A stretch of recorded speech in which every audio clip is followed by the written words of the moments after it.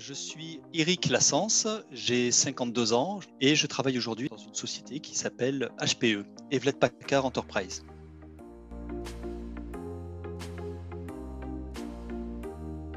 Déjà, j'ai obtenu mon baccalauréat en 1987. Suite à ce bac, je suis rentré à l'Université des sciences à Nice-Valrose, où j'ai fait un DUG en maths physique mécanique. Et ensuite, je suis rentré par concours sur dossier à l'ESSI, parce qu'à l'époque, ça n'existait pas, Polytech Sofia, ça s'appelait l'ESSI, l'École supérieure en sciences informatiques. Et je suis issu de la promo 1989-1992.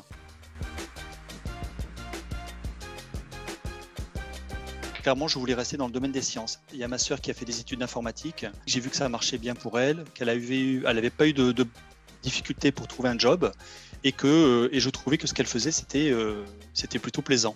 Donc je me disais, avoir l'assurance de trouver un job dans quelque chose de plutôt agréable, c'est quand même un plus.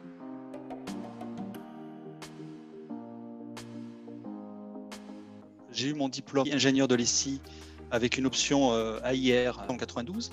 Et en 1993, à la fin de l'armée, j'ai trouvé mon premier job dans une société de services en informatique qui s'appelait Ciseka et qui aujourd'hui s'appelle Thales Information System. Pendant 4 ans, j'ai travaillé comme ingénieur de développement en sous-traitance avec la Marine nationale à Toulon, à l'Arsenal du Morillon. J'étais de 1997 à 2000 en tant que contractant chez Digital Equipment comme ingénieur qualité et en charge de faire des tests et des systèmes tests sur leur offre logicielle.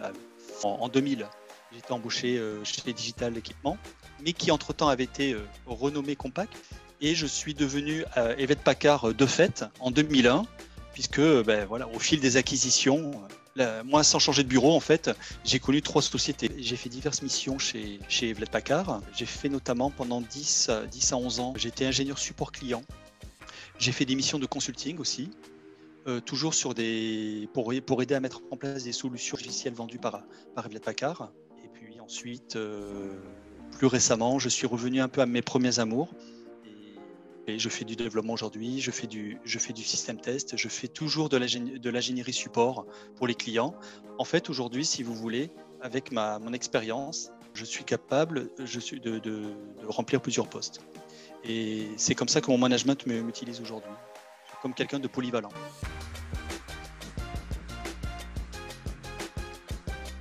Une expertise technique. Quand j'ai pris mon premier job à l'arsenal militaire du Morillon à Toulon en 1993, j'étais complètement dans mon élément et j'étais complètement opérationnel.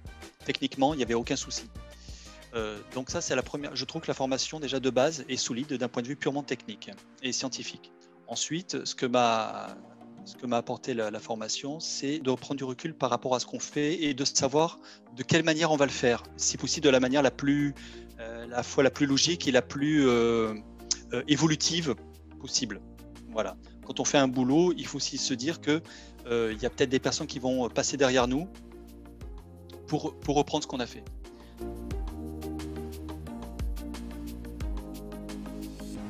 Et indirectement, oui, puisqu'en fait, il y a une politique voulue par Hewlett Packard Enterprise de nous inciter en fait, à avoir une démarche responsable. Mais pour l'instant, c'est plus basé, on va dire, sur le volontariat et le bon vouloir de chacun, en fait.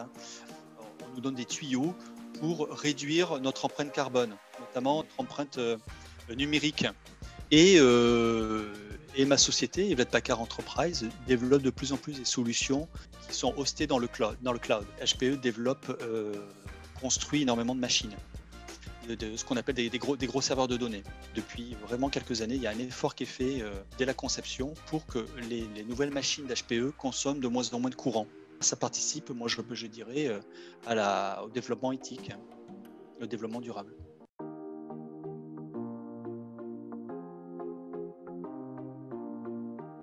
Oui, j'ai un excellent souvenir.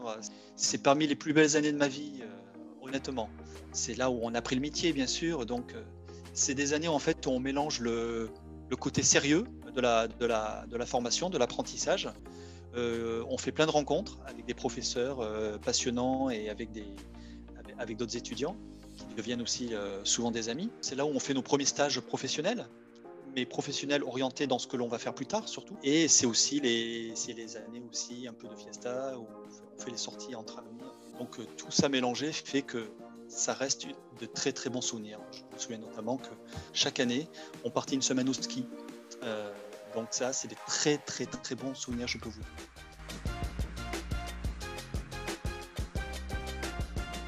Un petit conseil à donner, c'est qu'il faut qu'on soit capable d'amener un plus. Ce plus, c'est il faut qu'on amène notre caractère innovant. Il faut que l'on soit malin dans ce que l'on propose, soit à notre management ou ce que l'on propose même à nos clients, hein, bien sûr. Il faut qu'on amène un plus au niveau relationnel. Donc l'aspect relationnel, c'est-à-dire discuter avec d'autres équipes et discuter aussi avec le client final, c'est quelque chose que nous, on sait faire. C'est dans notre culture. On n'est pas timide, on y va.